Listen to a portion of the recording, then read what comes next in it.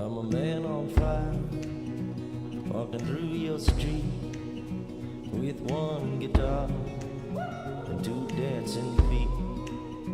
Only one desire that's left in me on the whole damn world. Okay, so what we're going to do is we're going to start right here at the base at the beginning. It's going to be a QM position. Okay, QM is the first step to learning how to jump off of a 12-story building. Okay, you have to start here, or else you're never going to get off the ground. Literally. Okay, so what we need to do first is we need to establish what QM is. We have our hands in the middle, knees on the outside, heels together, and toes pointed outwards. Okay, we have a little bit of weight on our hands, a little bit of weight on our feet. What we're going to do first is something really simple. We're just going to do a frog jump. We're going to jump all the way up, try to extend our legs, and then we're going to land back down, making sure to touch our hands to the ground. We're going to jump in 3, 2, 1, jump! And then land like so. Okay? So what this is going to do is it's going to save our knees as well as our ankles. Okay? Next step is going to be a parkour roll. A parkour roll is going to be used on anything that is your head height or higher. So I'm 6'2". So anything that is higher than 6'2", I need to roll when I jump into the ground. When we roll, what we need to do, we need to take our hands off to one side. Okay? So we bring it straight on down to the ground, right in front of us, push through, reach forward, and grab with our hands. Landing right back in, QM. Okay? Always to QM. Alright, so before you guys are allowed to head on down, you need to show me that QM roll before we move forward. Okay? Go ahead. Good.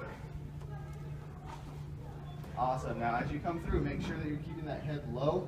You did go straight over your head, which is okay. You just want to make sure you keep that head off to the side to roll through. Okay? Go ahead.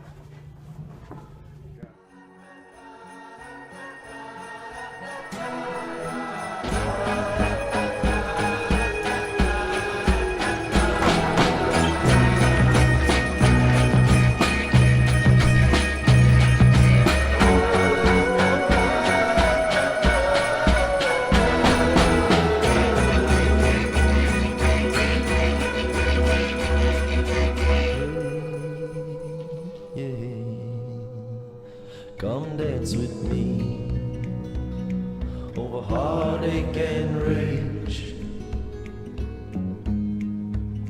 Come set us free over panic and strange. I wanna see our bodies burning like old big sun. I wanna know what we've been learning and learning from. So, how did you first get started in parkour? So that would have been in 2010. Basically, I wrestled for 6 years of my life.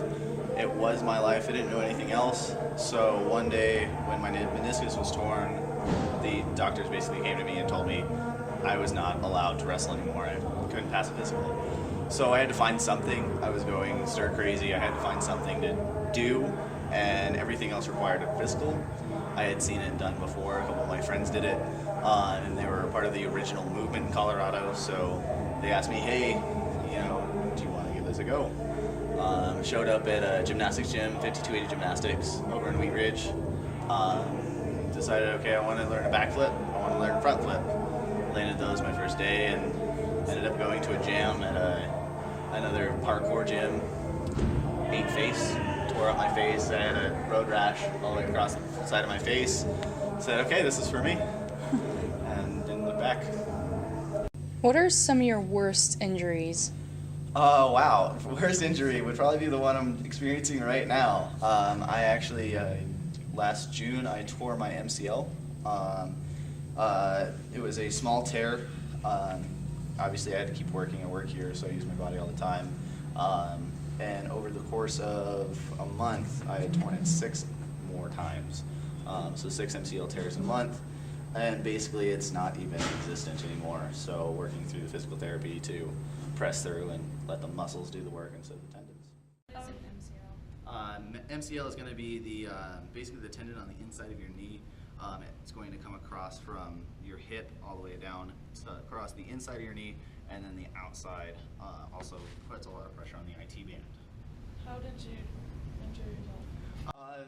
Basically, it's, when I talk about injuries, I always like to talk about how injuries are going to happen, but it's how do we bounce back from them. What I was doing was what's called a Webster side off of a 3-foot box, and as I was landing, the muscles in my leg weren't tense enough to take the pressure, and as I had landed on a softer mat, my first leg had landed just fine, my second foot had landed, and my foot had stopped, my knee kept going, just due to the rotational speed, and so that's where my knee buckled and my MCL tore. Do you have any advice to people that would want to start a parkour company or just wanting to start doing parkour? Would you have any suggestions or something that will help them get through it? Absolutely. So if somebody's going to learn parkour, and they want to go after it, first off, look at your local community. Find some people that are doing it already. There's a lot of colleges that have free programs that you can learn from other people. I myself never took a formal class. Part of that is due to the fact that they weren't available when I was learning, but it is possible to learn via the network of, in the community, especially in Colorado. Colorado has a wonderful community, and there's a ton of ways to learn without spending a dime. As for our business, I would first say make sure that you have the clientele. Really try and find a gym that can get you the clientele and start there. Start with the program, not the gym.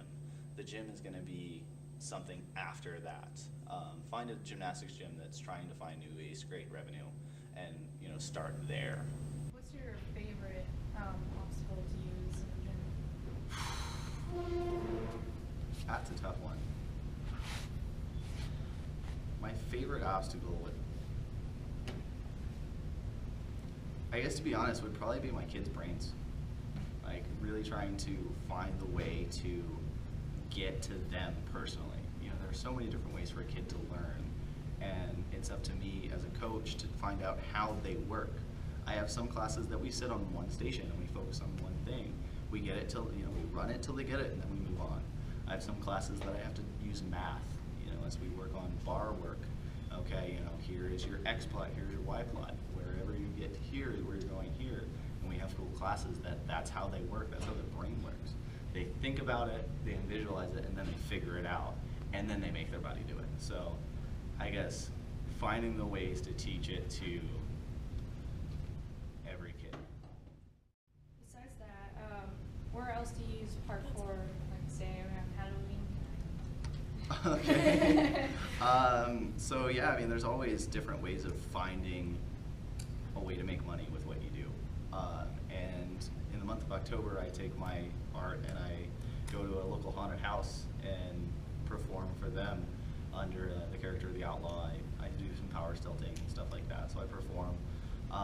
I get called all over the place from different parades and stuff like that. They're like, oh, we need an acrobat, or oh, we need somebody on stilts. And so we'll go to like Colorado Fear Fest. It's probably one of my favorite things to do. That's my whole October, is I just play and have fun and make money doing it. So find something. Absolutely, find something you love to do. Then find someone stupid enough to pay you for it. Like not even like in this interview or anything. Find something you love to do. There was someone stupid enough out there to pay you for it. Mine is sitting in that office right now.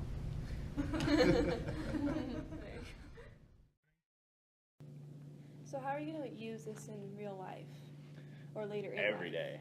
Every day. Every day. Not even just because I'm at a parkour gym. When I trip or I slip, it's icy out right now. It's snowing. I don't worry about that. I walk along. If I slip, I know how I'm going to catch myself, and you get to challenge yourself. Eventually, you get comfortable with it and you play around. But I'll be walking down the street or going to my car with groceries and trip, and you just kind of roll out of it. How many times have somebody injured themselves in daily life?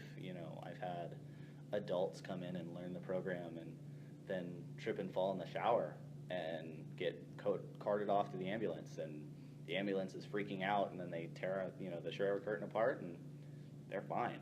The only thing was nobody thought that they would be. And so it's just the general safety of everything. I don't get hurt as much. So any last words you'd like to say about the parkour?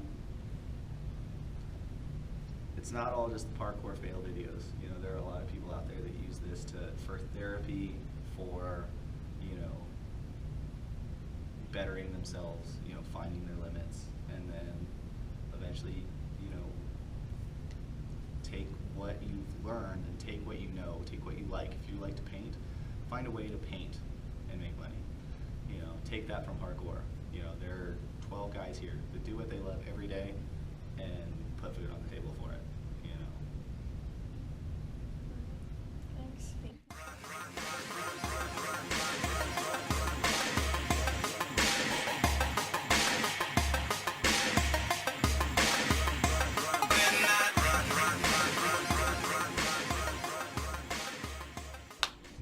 So, how did you start with parkour?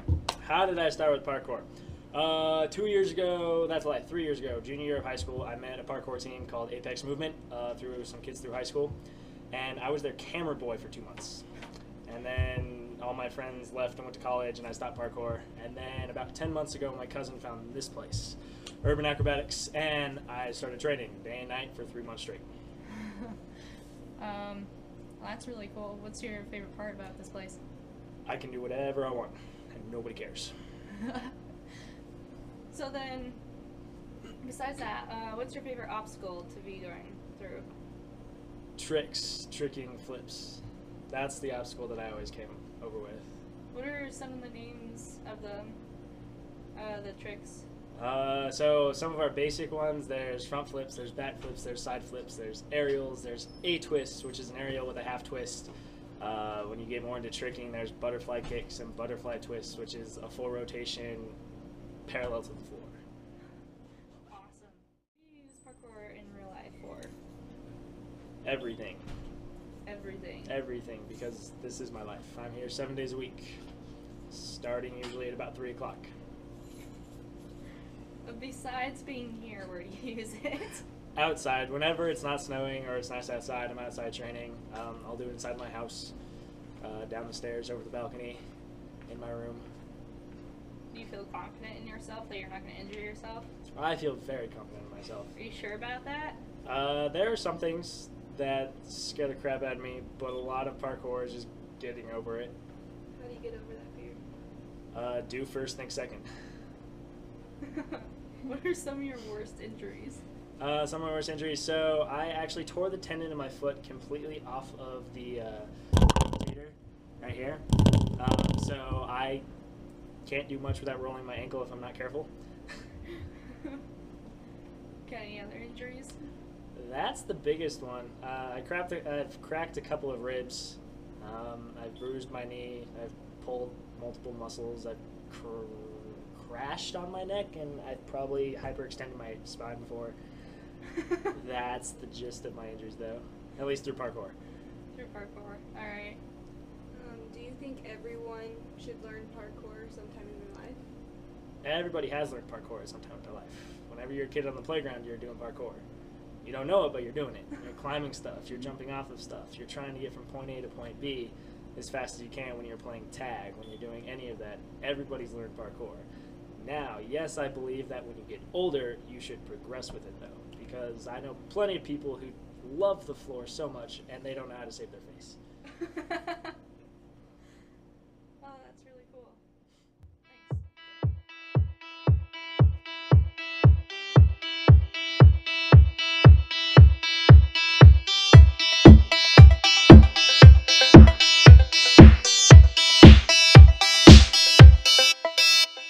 Jump!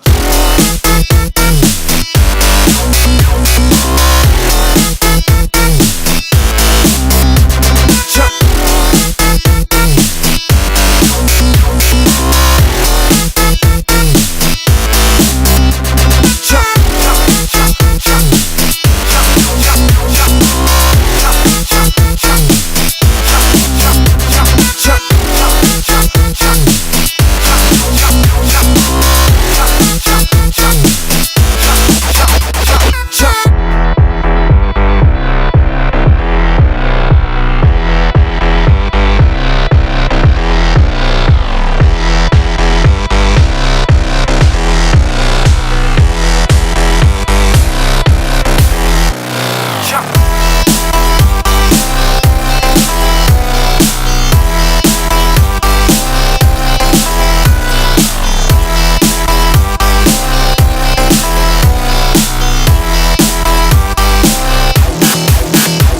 jump.